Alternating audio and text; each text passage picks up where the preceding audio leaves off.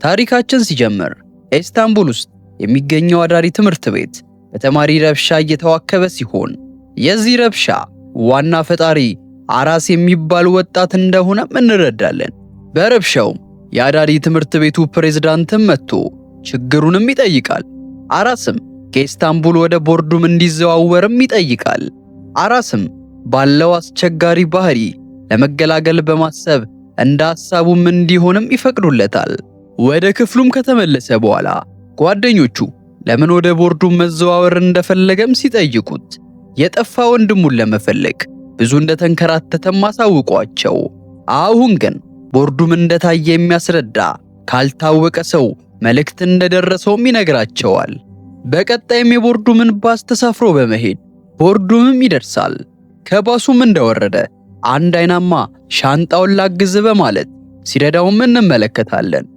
ቦርዱም ወላጅ አልባ ወደሚኖሩበትም ደርሶ መተኛ አልጋው ላይም ሆኖ ሻንጣውንም ሲከፍተው አነስ ካለ ስልክ ጋር የመልእክት ወረቀትም ያገኛል። መልእክቱም እስከዛው ከተማዋን ተላመዳት፣ በቅርቡ ባስቀመጥኩት ስልክ ደውልልሃለሁ የሚል ነበር። ወደ ውጪም ወጥቶ ንፋስ እየተቀበለ ከወንድሙ ጋር በልጅነታቸው የሚያደርጉትንም ነገር ትውስ ይለዋል።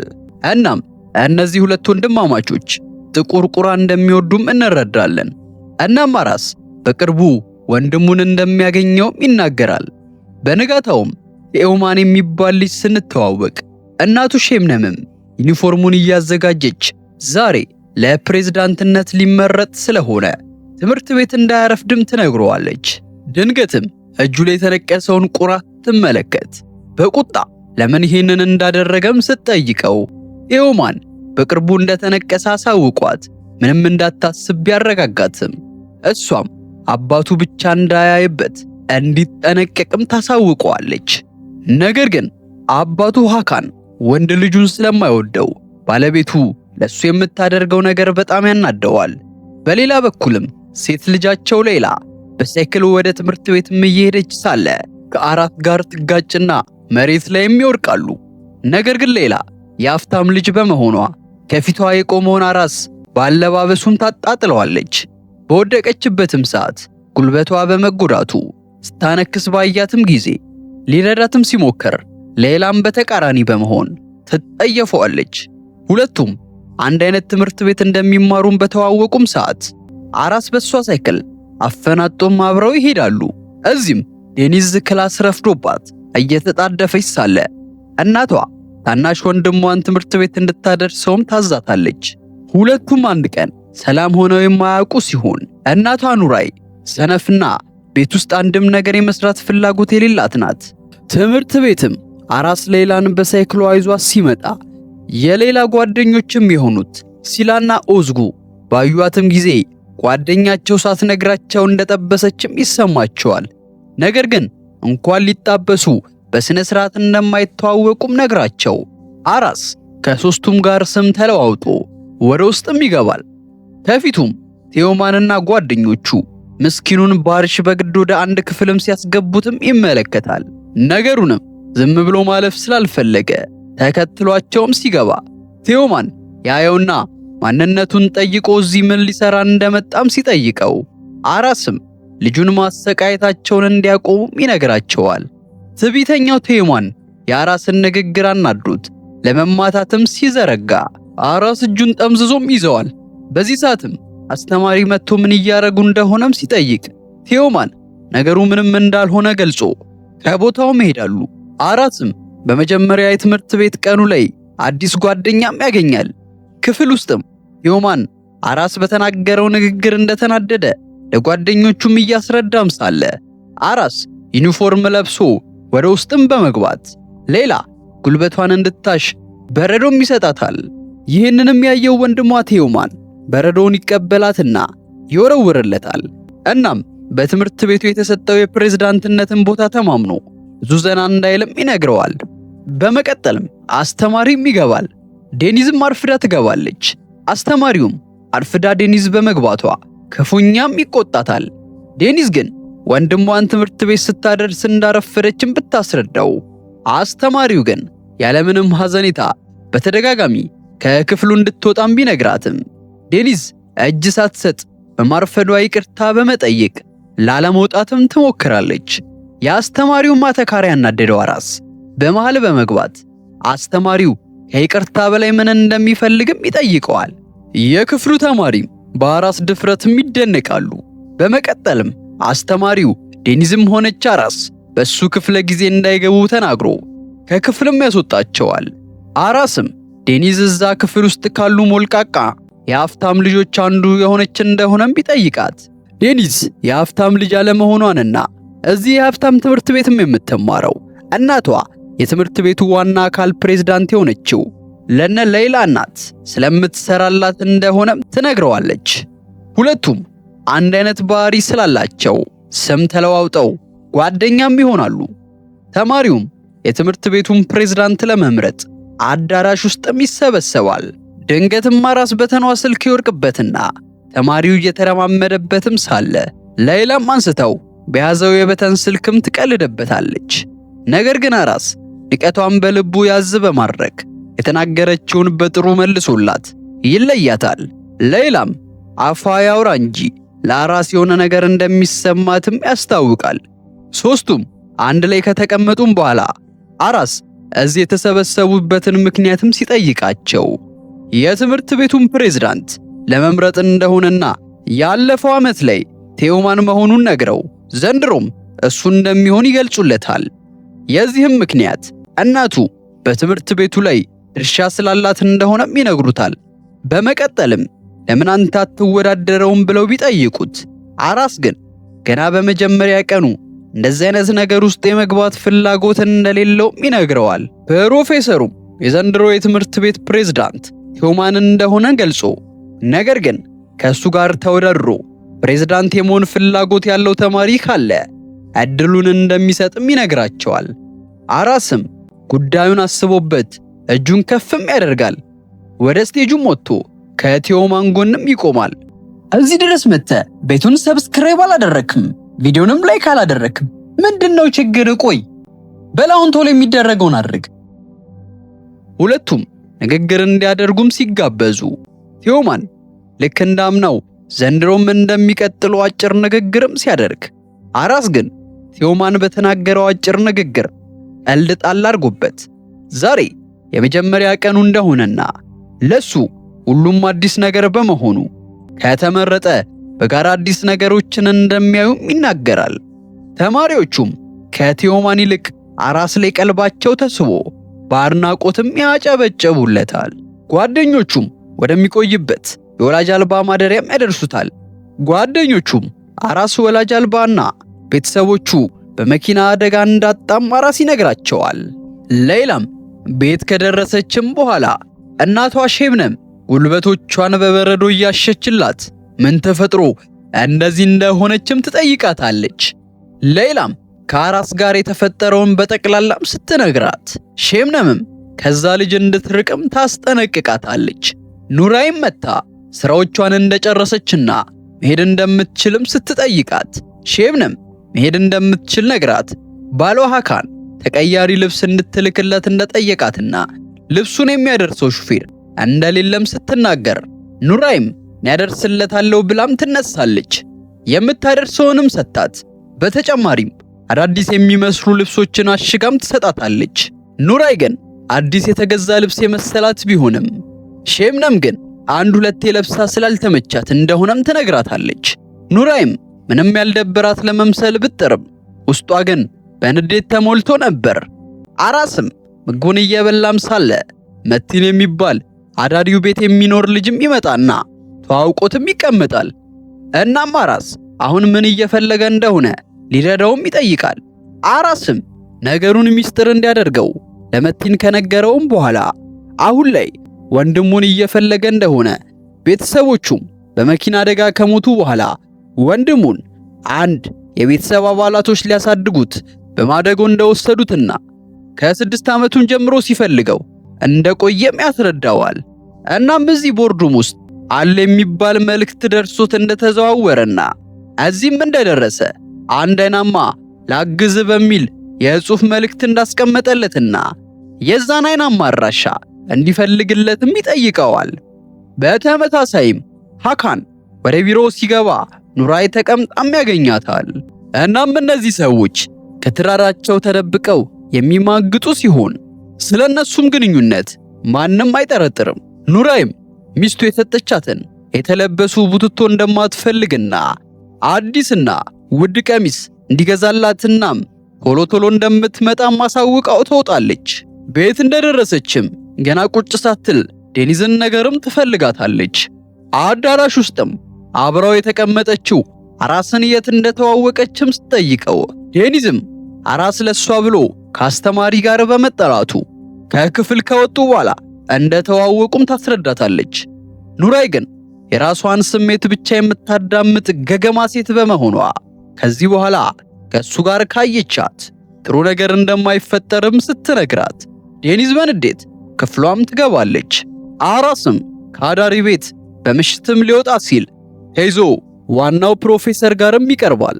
ፕሮፌሰሩም የት ሊሄድ እንደነበር እየጠየቀው ያዘውን በተን ስልክም ያየዋል። በቅጣትም መልክ ስልኩን ተቀብሎ ከቢሮም ያባረዋል። በንጋታውም አራስ ቢሮ እስኪከፈትም ይጠብቅ ጀመር። ፕሮፌሰሩም ከመጣ በኋላ ከጠረጴዛው ላይ ስልኩን ሲያነሳ የተላከ ቴክስትም ይመለከታል። በተላከው የቴክስት ስልክ በሚደውልበትም ሰዓት ባለመስራቱ በንዴት የክፍሉን ዕቃዎችም ይሰባብራል። መቲንም እንዲረጋጋ ካስወጣው በኋላ እንዲታገስና ሰውየውን እንደሚያገኙትም ያረጋግጥለታል። በተዘዋዋሪም ኑራይ የእርግዝና ማረጋገጫ እየተመለከተችም ሲሆን ውጤቱም የሚያሳየው እንዳረገዘች ነው። ልጁም የሃካን ልጅ እንደሆነም እንረዳለን። ከሱ ጋርም ጊዜ ስታሳልፍ ሃካን መቼም እንደማይተዋትና ምንም ቢፈጠር ሁሌም አብሯት እንደሚሆን ሲነግራትም ያስመለክተናል። ቴዎማንም ባስኬትቦል እየተጫወተም ሳለ ወደ ቦታው አራስ ሲመጣ አይቶት ኳሱንም ይወረውርበታል። አራስም ምንም ሳይለው አትኩሮ ማየቱ ያናደደው ቴዎ ለጥልም ይገፋፋል። ጀለሶቹም ካረጋጉት በኋላ ወደሱ በመጠጋት ውድድሩን መቼም ሊያሸንፈው እንደማይችል ንቀት ባዘለ ንግግሩም ያሳውቀዋል። እናም ደግሞ ለምርጫው ተማሪዎቹ አንተን ሳይሆን እኔን ነው የሚመርጡኝም ይለዋል። አራስም ረጋ ባለ ንግግሩ ሁሉንም በቀኑ እንደሚያዩትም ያሳውቀዋል። በመሃልም ባርሽ አራስ እንደሚያሸንፍም ሲናገር ቴዎ እየገፈታተረ ሊመታውም ሲሞክር አራስን ተከላክሎለት እሱ እስካለ ድረስ ባርሽን መንካት እንደማይችልም ያሳውቀዋል። ሌላም ከክላስ ስትወጣ የአራስን ቦርሳ ወርቆም ታገኘዋለች። በተመሳሳይም አራስ ወደ መናኸሪያም ሄዶ አይናማውንም ያገኘዋል። ነገር ግን አይናማው አራስን ገፍትሮት ከቦታውም ያመልጣል። አራስም እያባረረው ሳለ በድንገት በሃካን መኪና ይገጭናም ይወድቃል። ሃካንም ከመኪናው ወርዶ ደህንነቱንም ያረጋግጣል። አራስም ብዙ እንዳልተጎዳ ገልጾ ሃካን አራስን ወደሚፈልግበት ቦታም እየወሰደ ብዙ ጥያቄዎችንም ይጠይቀዋል። አራስም ስለ ራሱ ምንም ሳይደብቅ ለሀገሩ አዲስ እንደሆነም ያስረዳዋል። ሃካንም ወደ ቢሮ እንደደረሰ ኑራይ ቁጭ ብላ እየጠበቀችው ነበር። ሳትነግረው ለምን እንደመጣችም ሲጠይቃት ኑራይ እየተፍለቀለቀች የተፈጠረውን ነገር ልትነግረውም ስትል ሼምነም ወደ ድርጅቱን መምጣቷን ሲነገረው ኑራይን ጠረጴዛው ስር እንድትደበቅም አድርጎ ሼምነምን ይቀበላታል። ማታ ላይም የባርሽን አባት መኪና እየተመለከቱም ሳለ አራስ በተሰጠው ስልክም ይደወልለታል። ወንድሙም የት እንዳለ ቢጠይቅም በድጋሚ እንዲጠብቅም ይነገረዋል። የስልኩንም ሎኬሽን የት እንዳለ አጣርተው በሎኬሽኑ እየተመሩ ለመሄድም በባርሽ አባት ለመሄድ ይወስናሉ። አራስም እየነዳ ቦታው ላይ ሲደርሱ ሰው የሚባል በቤት ውስጥም አላገኙም። ከዛ ይልቅ የፖስታ ካርድ የተቀመጠ ሲሆን በፖስታ ካርዱ ላይ ያለው ስዕል አራስ ጋር ያለው ሐብል ጋር የሚመሳሰል ሲሆን እንደዛውም የጠፋው ወንድሙ ጋርም እንዳለም እንረዳለን። ምንም ነገር ባለማግኘታቸው አዝነውም እየተመለሱም ሳለ ከፊታቸው የትራፊክ ፖሊሶች መኪና ሲያስቆሙም ያያሉ። አራስም ያለ መንጃ ፍቃድ እየነዳም ስለሆነ ለነሱ አደጋ ነው። ቢሆንም ወደ እነሱ ብዙ በመጠጋታቸው መመለስ ስለማይችሉ ለፖሊሶቹ ለመቆምም ይገደዳሉ። ፖሊሶቹም መኪናውን ተረክበው እነሱንም ወደ ፖሊስ ጣቢያም ይወስዷቸዋል። ዋናው ኦፊሰርም ባርሽን ወደ ቢሮ አስገብቶት ያደረጉት ነገር ጥሩ እንዳልሆነም እየነገረው ይወቅሰዋል። የሃካንም ቤተሰብ ራት እየበሉም ሃካን ስለታሰሩትም ልጆች ይነግራቸዋል። ቴዮም ሞኙ ባርሽ በመታሰሩ ትንሽም ይሳልቃል። ሌላ ግን ከነሱ ጋር አብሮ አራስ የታሰረ እንደሆነም ስትጠይቅ እሱም ከነሱ ጋር እንደታሰረም ያረጋግጥላታል። ቴዮም እህቱን ለማናደድ እሷን ከሱ ጋር እያገናኘ ሊያሸማቅቃትም ይሞክራል። ነገር ግን ሃካን ቴዮን አብዝቶ ይጠላው ነበርና አራስ ከሱ እንደሚበልጥም ሲናገር ቴዮ አብልጦም ይናደዳል። ሌላም ወንድሟ አራስን የማይወድበት ምክንያት በሱ ስለሚቀና እንደሆነም ስትናገር ቴዮም በንዴት በሱ እንደማይቀና ተናግሮ በንዴት ጠረጴዛውንም ሲመታ ቴዮን ለመምታት ምክንያት ብቻ የሚጠብቀው ሃካን ቴዮን ከጠረጴዛ ጋርም አጣብቆም ይዘዋል። ሚስቱም እንዲለቀው ተማጽነው ለቆት ወደ ውጭም ይወጣል። ሼምነምም ወደ ሃካን በመምጣት ቴዮ ያደረገውን ነገር እንዲረሳና ሁሉም የተፈጠረው ልጅ ሆኖ እንደሆነም ትናገራለች። ይህም የሚያሳየው ቴዮ በልጅነቱ አንድ ነገር እንዳደረገም ሲሆን ታሪኩ ግን ግልጽ አላደረጉትም። ቴዮም በተፈጠረው ነገር ተናዶ ክፍል ውስጥ ሳለ ሌላ ስትመጣ በሩን ይዘጋባታል። አራስም ከጣቢያ ወጥቶ ወደ አዳሪው ቤት ሲመለስ ሌላ እየጠበቀችውም ነበር። የመጣችውም የወደቀውን ቦርሳ ልትመልስለት እንደሆነም ትነግረዋለች። በወሬያቸው መሃልም እሱ ከሷ የሚሸሸው ፍቅረኛዋ ካያቸው እንዳይናደድባት አስቦ እንደሆነም ሲነግራት ሌላም ፍቅረኛ እንደሌላት ትገልጽለታለች። ሆኖም ሁለቱ ባላቸው የኑሮ ርቀት አንድ ላይ ሊሆኑ እንደማይችሉ በቀልድ መልክም ከተናገሩ በኋላ ይለያያሉ። በተኗንም ከፍቶ ቢያይ ምንም የተላከለት ነገር የለም። በዛም በጣምም ያዝናል። ቀጣይ ቀንም የሃካን አዲሱ ካምፓኒ እያስመረቁ ሲሆን ቴዮ እንደ ንጉሥ ለብሶ የፓርቲው አለቃ ሲሆን እንመለከታለን። በተመሳሳይም አራስ እዛው ፓርቲ ላይ ለመስተንግዶ የተገኘ ሲሆን ሃካን ያገኘውና አራስ ባለው በራስ መተማመንና ከትምህርት ውጪም ሥራ በመስራቱ አሞጋግሶትም ይለየዋል። የአስተናጋጆችም የበላይ የሆነው አራስን ጠርቶ እነ ቴዮ ያሉበት ክፍል መጠጥ እንዲወስድም ያዘዋል። እሱም እንደተባለው ወደ ውስጥ ሲገባ ቦታው ከሰው ጭንቅንቁ የወጣ ሆኖም ያገኘዋል። በተመሳሳይም ቴዮ ፈታ ለማለት ጀለሶቹን እርስ በርስ እያደባደበም ሲሆን ከሩቅም አራስን ሲያየው ጓደኞቹ ወደሱ እንዲያመጡትም ያደርገዋል። እናም ራሱን ንጉሥ አድርጎ እያሰበ አራስ እንዲሰግድለትም ቢሞክር ሰውየው አራስ ነውና ቴዮ የተናገረውን ንግግር ቦታ አልሰጠውም። በተመሳሳይ ውስጥ እየተፈጠረ ያለውን ነገር ሰራተኛው ለሃካንም ይነግረዋል። ቴዮም ፈታ ማለት ስለሚፈልግ ከቆሙት ልጆች ጋር እንዲፋለምም ያዘዋል። አለበለዚያ ግን ከዚህ ክፍል መውጣት እንደማይችልም ሲናገር በመሃል ሃካን ቦታው ላይ ደርሶ ሁሉንም ያስወጣቸዋል። እናም ቴዮ ያጠፋው ጥፋት በጥፊ ብሎትም ልብሱን ቀይሮ እንዲወጣና በእናቱ ፊትም ደስተኛ እንዲመስልም ያስጠነቅቀዋል። ወደ ውጭም ሊወጣ ሲል ኑራይ ትመጣና ወደ ውስጥም ያስገባታል። ለምን እዚህ እንደመጣችም ሲጠይቃት እሷም ትንፋሿን አሰባስባ እንዳረገዘችም ታረደዋለች። ይህንንም ሁሉ አንድ ግለሰብ ተደብቆ ሲመለከት ነበር። ሃካንም የምን ልጅ ነው ውሸታም በማለት ላለማመን ቢያጣጥልም ኑሪያ ግን እንዲያምን አለበለዚያ ሌላ ነገር ሊፈጠር እንደሚችልም ዝታ ትወጣለች። ፕሮግራሙ ላይም የመክፈቻ ንግግርም ያደርጋሉ። ሃካንም ቴዮ ፊቱን ቀይሮ ደስተኛ እንዲሆንም ሲነግረው ቴዮም ወደ መሃል ገብቶ ንግግርም ይጀምራል። እናም አባቱ ሌላ ወንድም እንዳመጣላቸውና ይህም ልጅ ከእናቱ ጋር የማይገናኝ ልጅ መሆኑን ሲናገር ሁሉም ይደናገጣሉ። ሃካንም ቴዮ ሁሉንም ነገር ያወቀ መስሎት ፊቱ በላብም ይታጠባል። ነገር ግን ቴዮ ንግግሩንም ቀይሮ አዲሱ ወንድማቸው አራስ እንደሆነም ይገልጻል። እናም ነገሩ ቀልድ ነበር። አራስም እያስተናገደም ባለበት ሰዓት ላይ ቴክስትም ይገባለታል። እናም ወንድሙን ለማግኘት ቅርብ እንደሆነ ነበር የሚገልጸው። አራስም ቴክስቱ የላከውን ሰው ፕሮግራሙ ላይ የታደመ ሰው ነው ብሎ በማሰብ ቢደውልም ምንም ምልክትም አላገኘም።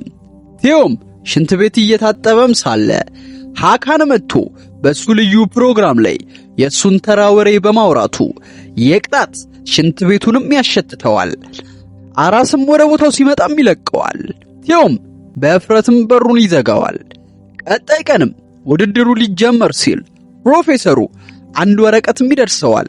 ያም አራስ ፖሊስ ጣቢያ ገብቶ የተከሰሰበት ሲሆን ይህ ፋይል እንዲወጣ ያስደረገችውም ሼምነም ነበረች። በዚህም አራስ ከውድድር ውጭም ይሆናል። የመጨረሻ የመናገር መብቱንም ተጠቅሞ ስለ ሁሉም ነገር ተማሪዎቹንም አመስግኖም ይወርዳል። ቴዎም በማሸነፉ ንግግርም ሊያደርግ ሲል ሁሉም ተማሪ አዳራሹን ለቆም ይወጣል። ይህም የሚያሳየው ተማሪው ከቴዎ በላይ አራስ የትምህርት ቤቱ ፕሬዝዳንት እንዲሆን እንደሚፈልጉ ነው። በሚወጡበት ሰዓት ቴዎ ባሪሽ ላይ በድጋሚም ይሳለቅበታል። ነገር ግን ባሪሽ በመሸነፋቸው አብዝቶ ተናዷል። ማታም እነ ቴዎ ወዳሉበትም በመሄድ ሊጋፈጣቸውም ይሞክራል። ነገር ግን በያዙት ኳስም ይዘርሩታል። ምስኪን አራስም ባሪሽን ሲፈልገው ቆይቶም ያገኘዋል። ወደ ቤቱም ሲያደርሰው እናቱና አያቱ ትንሽም ይወክባሉ።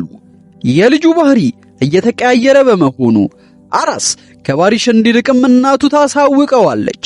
አራስም እየተመለሰ ከቴዎ ጋር ለመፋለም ይቀጣጠራል። ሼምነምም የሃካንን ኮት እንዲታጠብ እያወጣጣችም ሳለ የሃካን ኮት ኪስ ውስጥ የእርግዝና መመርመሪያም ታገኛለች። ይህም ለሷ ከባድ ድንጋጤ ነው። አራስና ቴዎም ተገናኝተው ይፋለሙም ጀመር። ተናንቀውም ሳለ አራስ በድንገት ቴዎ የተነቀሰውን ቁራ ሲያይ ክው ብሎም ይቀራል። እንደሚታወቀው የሱም ወንድም ቁራ ይወዳል። በዚህ ጊዜ ግን ቴዎ ስለት በማውጣት ሆዱን ይወጋዋል። እናም ንጉሱ እሱ እንደሆነ ተናግሮ ከቦታውም ይሸሻል። አራስም መሬት ላይ ተጋድሞም ይቀራል። የመጀመሪያው ክፍል በዚህ ያበቃል። ቀጣይ ክፍል እንዲደርሳችሁ ቤቱን ሰብስክራይብ፣ ቪዲዮን ላይክ አድርጉት።